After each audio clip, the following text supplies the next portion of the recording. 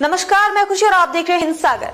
आइए नजर डालते हैं आज की बड़ी खबर पर। हाल ही में भारत पाकिस्तान युद्ध विराम को लेकर कुछ हलकों में सवाल उठे और इसे बाहरी दबाव का नतीजा बताया गया, लेकिन सच्चाई इससे कोसों दूर है। यह युद्ध विराम भारत की कमजोरी नहीं, बल्कि उसकी बढ़ती हुई रणनीतिक परिपक्वता और आर्थिक ताकत का प्रमाण है। भारत अब 1970 के दशक के शीत युद्ध वाला देश नहीं है, जो बाहरी ताकतों पर निर्भर रहे। आज भारत आत्मनिर्भर है और वैश्विक स्तर पर सक्रिय भूमिका निभा रहा है, अपनी घरेलू क्षमताओं का भरपूर इस्तेमाल कर रहा है। कुछ आलोचकों ने यह भी कहा कि युद्ध विराम अमेरिका की मध्यस्थता का नतीजा है और यह भारत की संप्रभुता के लिए खतरा है, लेकिन अमेरिका ने भी अब अपना रुख बदल लिया है। उनकी शुरुआती प्रतिक्रिया राजनीतिक अवसरवादिता और राष्ट्रीय सुरक्षा की सीमित समझ का परिचय देती है, जिसमें अक्सर शांति के आर्थिक पहलुओं को नजरअंदाज किया जाता है। भारत के फैसले किसी बाहरी दबाव में नहीं लिए जाते, बल्कि वे राष्ट्रीय हितों को सर्वोपरि रखते हैं। यह सच है कि संघर्ष ने पाकिस्तान पर भारी वित्तीय बोझ डाला होगा, लेकिन भारत जानता है कि उसका भविष्य अनमोल है।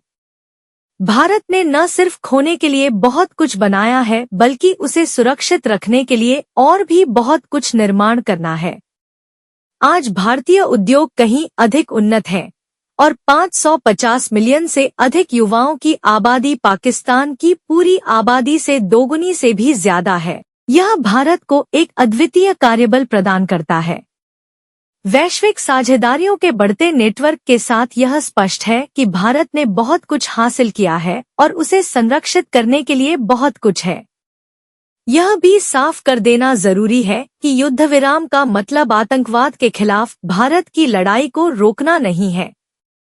यह कोई पीछे हटना नहीं है। प्रधानमंत्री अपने रुख पर कायम हैं। आतंकवादियों और उनके समर्थकों के साथ एक जैसा व्यवहार किया जाएगा।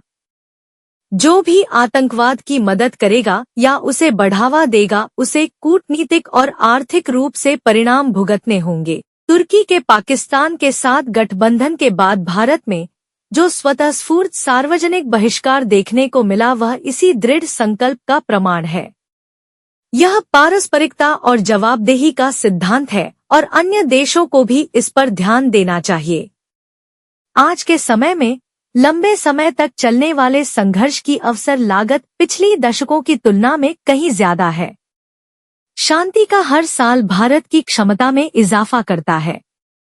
शांति से पूंजी का निर्बाध निर्माण होता है, नवाचार को बढ़ावा मिलता है और बुनियादी ढांचे का विकास होता है। भारत 4.19 ट्रिलियन डॉलर की नॉमिनल जीडीपी के साथ दुनिया की चौथी सबसे बड़ी अर्थव्यवस्था है और अनुमान है कि 2027 तक यह तीसरी सबसे बड़ी बन जाएगी।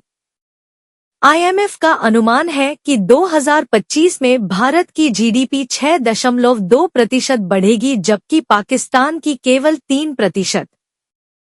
स्थिरता भारत के लिए बेहद महत्वपूर्ण है, क्योंकि 2047 तक जीडीपी 30 ट्रिलियन डॉलर से अधिक होने का अनुमान है।